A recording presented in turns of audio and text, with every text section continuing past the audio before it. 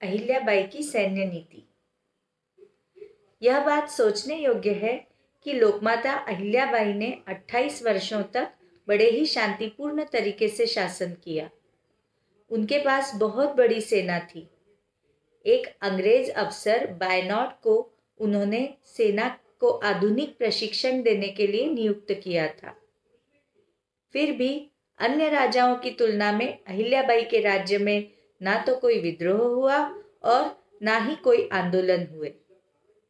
इस संदर्भ में अहिल्याबाई की प्रबल सैन्य नीति अध्ययन करने योग्य है। अहिल्याबाई के श्वशुर मल्हारराव होलकर ने उन्हें प्रारंभ से ही सैन्य प्रशिक्षण दिया था। जब मनुष्य स्वयं कोई काम करता है तब उसे उसकी बारीकियां, गलतियां और चुनौतियां समझ में आती हैं। अहिल्याबाई को बम बनाने का, तीर की नोक पर उचित मात्रा में बारूद भरने का और यहाँ तक कि बारूद के कारखाने स्थापित करने तक का प्रशिक्षण दिया गया था।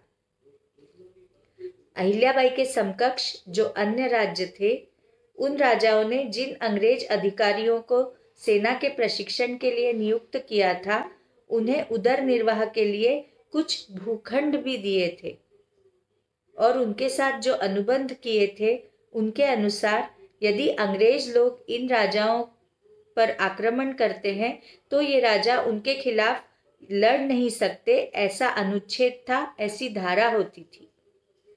और सबसे बड़ी कोई भूल जो इन राजाओं ने की थी वह यह थी कि सेना के सारे अधिकार उन्होंने अपने अंग्रेज अधिकारियों के हाथ में दे दिए थे।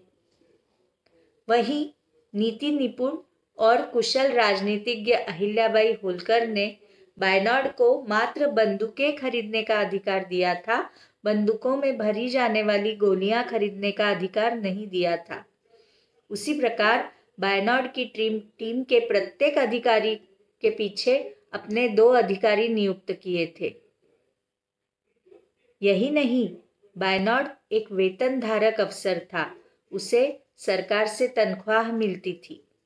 उसे कोई जमीन या भूखंड नहीं दिया गया था और वेतन धारक होने की वजह से उसके साथ कोई अनुबंध या करार भी नहीं किया गया था। अहिल्याबाई अत्यंत नीति निपुण शासक थीं। शत्रु के हालचाल और क्रियाकलापों का उन्हें हमेशा ज्ञान हुआ करता था।